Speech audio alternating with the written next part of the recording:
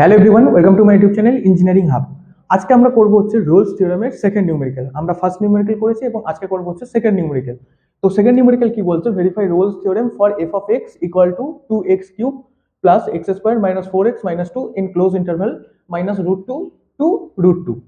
তাহলে আমরা কি বলেছিলাম যে তিনটে কন্ডিশন ফার্স্টে চেক করতে হবে, কন্টিনিউয়াস, ডিফারেন্সিয়েবল এবং F of A equal to F of B নাকি। তো কন্টিনিউয়াসের জন্য কি বলেছিলাম যে every polynomial function are continuous এবং যে কোনো রকম ইন্টারভ্যালের মধ্যে এবং অলসো ডিফারেন্সিয়েবল। এবং আমরা বলেছিলাম পলিনোমিয়াল কি করে চিনবে। তো দেখো পলিনোমিয়াল এখানে কি বলছে, 2x³ plus X square minus 4x minus 2।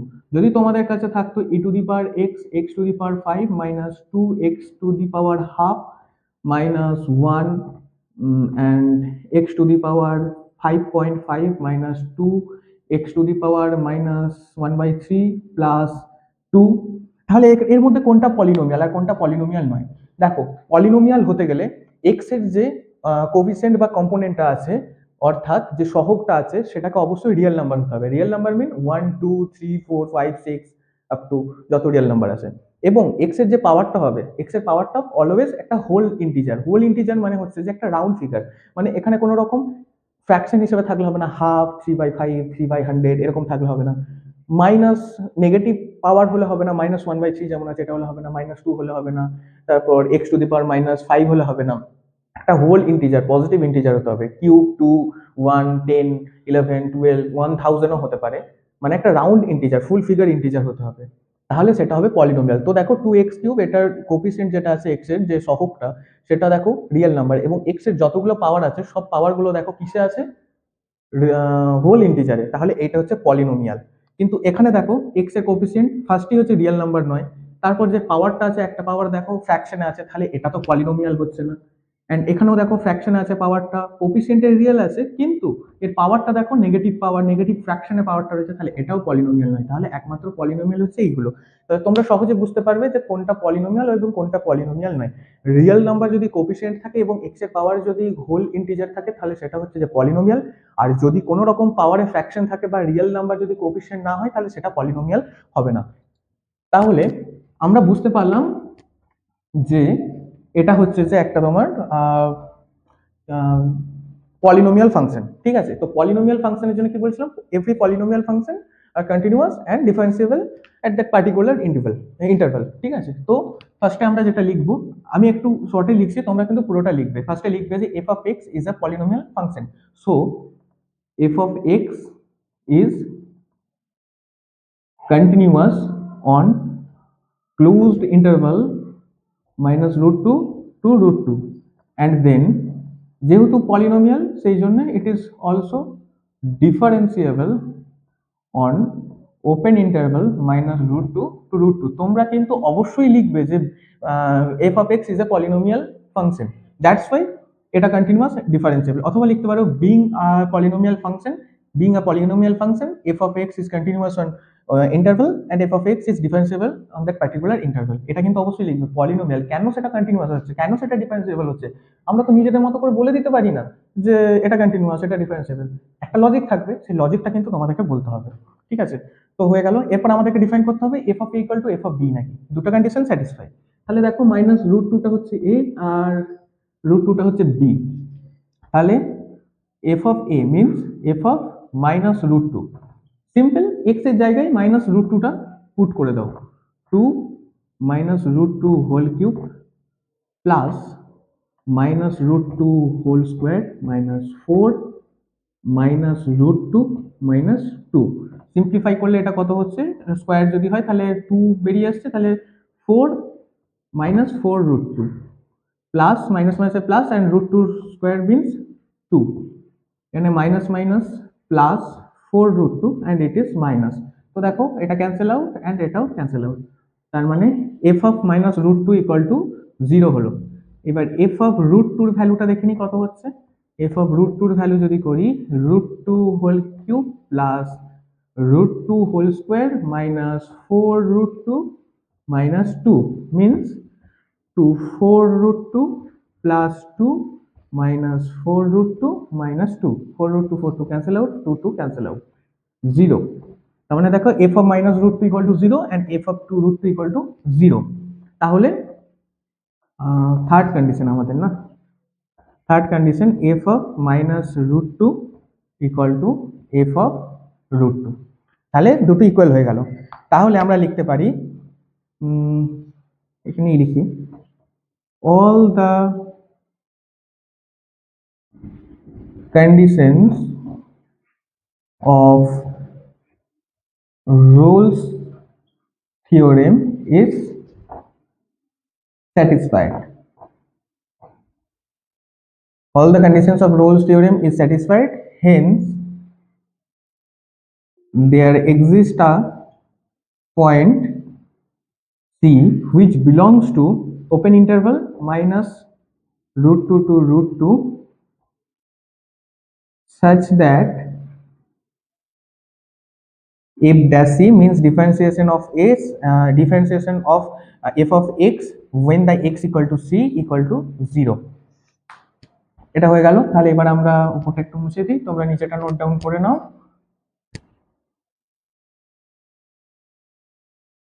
তাহলে f dash c means আমাকে ফার্স্টে ডিফারেন্সিয়েট করতে হবে f of x এর। f of x এর যদি ডিফারেন্সিয়েট করি 2x cube means 2 into 3x 3 minus 1 means 2 plus 2x 2 minus 1 means 1 এবং 4 and 2 is the constant, তার মানে এটা হয়ে গেল 6x square plus 2x minus 4। তাহলে f dash c মানে x এর জায়গায় c এর ভ্যালুগুলো সাবস্টিটিউট করে দাও, c square plus 2c minus 4। তাহলে f dash c equal to 0, f dash c equal to 0, তার মানে এটা ইকুয়াল টু 0 হচ্ছে। এটা ইকুয়াল টু যদি 0 হয় তাহলে এখান থেকে আমাদেরকে c এর ভ্যালু ডিফাইন করতে হবে, এবং c এর ভ্যালু এখানে কি করে ডিফাইন করতে পারি, c ধর আচার্য লাগিয়ে দিতে পারো, কারণ এটা সেকেন্ড অর্ডার তোমার একটা ইকুয়েশন রয়েছে বা দ্বিঘাত সমীকরণ যেটাকে বলা হয়। অথবা এখানে দেখো মিডল টার্ম ফ্যাক্টরাইজেশনের মাধ্যমে, মিডল টার্ম নয় এমনি নর্মাল ফ্যাক্টরাইজেশনের মাধ্যমে তুমি সলভ করে দিতে পারো। তো এখান থেকে 2টা কমন নিয়ে নাও, 3x square plus c minus 2 equal to 0। এরপর ফার্দার প্রসেসটা ফ্যাক্টরাইজেশন দিয়ে হয়ে যাবে। তো ফ্যাক্টরাইজেশনটা কিরকম হবে, এখানে দেখো 2 ইন্টু 3, লাস্টের যেটা থাকছে সেটার সঙ্গে ফার্স্টের যে কোফিসিয়েন্ট সেটাকে মাল্টিপ্লাই করবে, তাহলে কত হচ্ছে 6। 6টাকে যদি আমরা এখানে ডিভাইড করি কত হবে, 2 3 হয়ে গেল। তাহলে এবার আমাদেরকে এমনভাবে এই 2 আর 3টাকে অ্যারেঞ্জ করতে হবে যাতে এখানে 2 মানে হচ্ছে 2c আর 3 মানে হচ্ছে 3c, এরকম ধরে নাও। এবার 2c এবং 3cটাকে এমন ভাবে হয় যোগ করতে হবে, না হলে মাইনাস মানে বিয়োগ করতে হবে, মানে অ্যাডিশন অর সাবট্রাকশন করতে হবে, যাতে আমি প্লাস সি রেজাল্টে পাই, মানে আউটপুটটা প্লাস সি পাই। তাহলে 3c স্কয়ার লিখে দাও। যদি আমি 3c মাইনাস 2c করি তাহলে কত হচ্ছে, 3c মাইনাস 2c 1c মানে c। তাহলে দেখো এই আউটপুটটা পাচ্ছি, তাহলে সেটাই আমি লিখছি। এবং এখানে কোন সাইনটা আছে, প্লাস আছে, তার মানে আউটপুটটা অবশ্যই আমাকে পজিটিভ পেতে হবে। তার মানে যে নাম্বারটা গ্রেটার সেটাকে লিখতে হবে প্লাস 3c মাইনাস 2c। তুমি যদি এখানে 2c করতে 2c মাইনাস 3c তাহলে তো মাইনাস c হয়ে যেত, কিন্তু মাইনাস c তোমার আউটপুটে নেই, যেহেতু প্লাস c আছে সেই জন্য যে নাম্বারটা গ্রেটার সেটাকে প্লাস এবং যেটা লেস সেটাকে মাইনাস। এটা নর্মাল, যেটা তোমরা বুঝতেই পারছো কি বলতে চাইছি। And 2 equal to 0। এখান থেকে কি কমন আসবে, 3c। 3c যদি কমন আসে, 3 কমন গেলে একটা c কমন গেল, একটা c রয়েছে জাস্ট, আর এখানে কিছুই নেই 1 আছে। মাইনাস এখান থেকে কি কমন আসবে, মাইনাস 2 কমন নিলাম, c মাইনাস মাইনাস এটা প্লাস হলো, আর মাইনাস 2 কমন নিয়েছি, তার মানে এখান থেকেও এটাও প্লাস 1 হলো। তার মানে তোমার হাতে থাকছে এখন c plus 1 and 3c minus 2 equal to 0। তাহলে আমরা এখানে দেখো c এর দুটো ভ্যালু পাচ্ছি, c এর দুটো ভ্যালু পাচ্ছি। আমি এই দিকটাতে লিখছি c plus 1 equal to 0 means c equal to minus 1 and 3c minus 2 equal to 0, c equal to 2 by 3, 2 by 3 R minus 1, 2 by 3 minus 1। আমরা যখন ফার্স্ট নিউমেরিক্যালটা সলভ করেছিলাম তোমরা খেয়াল করে দেখবে সেখানে কিন্তু c এর আমরা একটা ভ্যালু পেয়েছিলাম। সেহেতু আমি বলেছিলাম যে যখন একটা ভ্যালু পাচ্ছ ইন্টারভ্যালটা দেখাতে হবে না, নাও লিখতে পারো, সেটা ওর মধ্যেই লাই করবে। কিন্তু এক্ষেত্রে দেখো দুটো ভ্যালু পাচ্ছ, দুটো ভ্যালু সবসময় তো এই যে ইন্টারভ্যালটা রয়েছে ইন্টারভ্যালের মধ্যে নাও বিলং করতে পারে, তাহলে কোনটা বিলং করছে সেটা আমাকে দেখাতে হবে, তাই তো। তাহলে ফার্স্টে আমি একটা ইন্টারভ্যালটাকে ড্র করে নিই। এই মনে করো ইন্টারভ্যাল এটা হচ্ছে -√2 অ্যান্ড এটা হচ্ছে √2। তোমরা √2 ভ্যালু নিশ্চয়ই জানো। √2 ভ্যালু আমিও জানি না, আমিও দেখিনি, আমার অত মুখস্থ নেই √2 ভ্যালু এখন। √2 ভ্যালু হচ্ছে √2 ভ্যালু 1.41, তার মানে এটা হচ্ছে -1.41। এগুলো মনে রাখার কোনো দরকার নেই √2 ভ্যালু, যেগুলো ক্যালকুলেটর দিয়ে পাবে কেন মনে রাখবে। ইভেন আমি এখনো পর্যন্ত অনেক সাইন কস ট্যানের যে ভ্যালুগুলো আছে, যেগুলো ম্যাক্সিমাম ইউজ হয় সেগুলো মনে থাকে। যেমন sin45 সবসময় মনে থাকে ওখান, ওই sin0, sin180, sin360, sin45 অত মনে থাকে না। সিম্পল এখন ক্যালকুলেটর পাবে তোমরা তোমরা মানে মাধ্যমিক লেভেলে নেই যে তোমাদের ক্যালকুলেটর দেবে না, এইচএস লেভেল থেকে তোমরা ক্যালকুলেটর পাচ্ছ, কলেজেও ক্যালকুলেটর পাবি। ক্যালকুলেটর জাস্ট সিম্পল দেখে নেবে, যেগুলো মনে রাখতে হবে জাস্ট সেইগুলো মনে রাখো। ফালতু যেগুলো আম, আলাদা রকম রয়েছে এগুলোকে মনে রাখতে হবে, এত কিছু এক্সট্রা জিনিসগুলোকে মনে রাখার দরকার নেই। গার্বেজ ভ্যালুগুলোকে মনে রাখার কোনো দরকার নেই, জাস্ট যেগুলো তোমরা ক্যালকুলেটর থেকে ইজিলি পেয়ে যাবে। ইভেন এই যে ইকুয়েশনটা আমি যেটা সলভ করলাম, এটাও তোমরা ক্যালকুলেটর থেকে আরামসে এটাকে সি এর দুটো ভ্যালু পেয়ে যেতে। আমি জাস্ট করলাম, এগুলো তো বেসিক, এগুলো তো করতেই পারো। যদি খুব কমপ্লিকেটেড লাগে তোমরা ক্যালকুলেটারে ইকুয়েশন সলভ করে দিতে পারো, কোনো ম্যাটার করে না। -√2 অ্যান্ড এটা হচ্ছে √2, 1.41।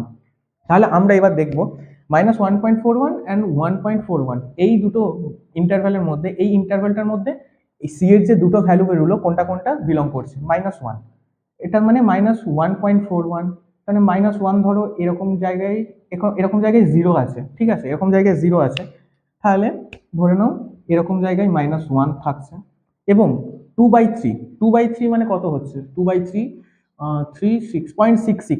0.66, তার মানে মনে করো এখানে 1 আছে, তাহলে 0.66 এরকম জায়গায় আছে, 0.66। তাহলে দেখো এটাও একটা সি এর ভ্যালু, এটাও সি এর ভ্যালু, এই দুটো সি এর ভ্যালু এই ইন্টারভ্যালটার মধ্যে কিন্তু লাই করছে, এই একটা সি এর ভ্যালু এবং এই একটা সি এর ভ্যালু। তার মানে এই যে সি এর যে দুটো ভ্যালু বেরোলো, দুটো ভ্যালুই কিন্তু এই ইন্টারভ্যালটার মধ্যে লাই করছে।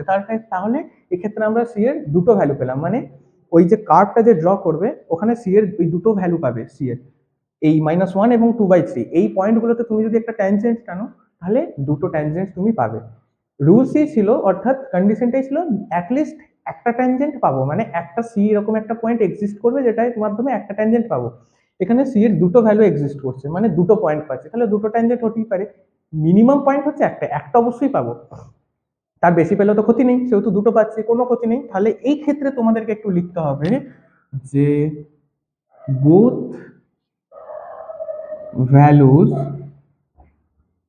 লাই বিটুইন -√2 অ্যান্ড √2। তাহলে লিখতে পারো, আবার এটাকে এইভাবেও লিখে দিতে পারো। এটা লেখার পর আর একটু ভালো রকম ইমপ্রেশন ক্রিয়েট করার জন্য তোমরা এটা লিখতে পারো -1 and here is -√2 and here is √2 and -√2 √2 আরেকটা ভ্যালু কত এসেছে 2/3, এটাও লিখে দিতে পারো এটা লেখার পর। So Rolle's theorem is verified, that's it, আর কিচ্ছু নয়। সিম্পল, একদম বুঝে গেলে, কোনো রকম রকেট সায়েন্স নেই, এগুলো এত জাস্ট ক্যালকুলেটরের মাধ্যমে করে নিতে পারো, এটা ক্যালকুলেটরের মাধ্যমে করে নিতে পারো। তবে হ্যাঁ, আমার মনে হয় যখন সি এর ভ্যালুটা ডিফাইন করছো নিজে থেকে করাই বেটার। এক্সামের সময় যখন কপি চেক করা হয় তখন হয়তো এই প্রসেসটা যদি না থাকে স্টেপ মার্কিং একটু কমে যেতে পারে, হয়তো -1 হয়ে গেল যেহেতু এই জাম্প করে যাচ্ছে, হতে পারে, আমি বলছি না যে হবে, হতে পারে, এক্সামিনারের উপর ডিপেন্ড করছে তো এটা সম্পূর্ণ। তো এই -√2 এত মনে রাখার দরকার নেই। -√2 জাস্ট ক্যালকুলেটারে পুট করবে, দেখবে কত ভ্যালু হচ্ছে। পায়ের ভ্যালু 3.14, মনে নাই থাকতে পারে, ফালতু জিনিস কেন মনে থাকবে, তাই না? এবং পায়ের ভ্যালু অ্যাকচুয়ালি কিন্তু 3.14 নয়, ওটার কোনো শেষ নেই, 3.144 dot dot dot dot dot অনেক কিছু চাই। সেহেতু যেগুলো তোমরা ক্যালকুলেটরে পাবে সেগুলোকে নিজে থেকে মাইন্ডে রাখার দরকার নেই, মাইন্ডটাকে ফ্রি রাখো, গার্বেজে ভর্তি করার কোনো দরকার নেই। তো এই হয়ে গেল এই সলিউশন। তো চলো আজকের জন্য এটুকুই। যদি তোমাদের ভালো লেগে থাকে তাহলে অবশ্যই লাইক, শেয়ার, সাবস্ক্রাইব করে দাও, বন্ধুদের সঙ্গে শেয়ার করো বেশি বেশি করে। এবং যদি তোমাদের কোনো রকম ডাউট থাকে তাহলে কমেন্ট বক্সে অবশ্যই জানাতে পারো। আর তোমরা সাবস্ক্রাইব করলে আমার যে খারাপ লাগবে এমনটা তো নয়, তাহলে কি করছো, সাবস্ক্রাইবটা করে দাও, বন্ধুদের সঙ্গে শেয়ার করো, সবাইকে শেখার সুযোগ করে দাও, কোনো রকম জেলাসি ফিল যেন না থাকে তোমাদের মধ্যে। তো চলো আজকের জন্য এটুকুই, আবার দেখা হচ্ছে পরের ভিডিওতে, তো ততক্ষণের জন্য টাটা।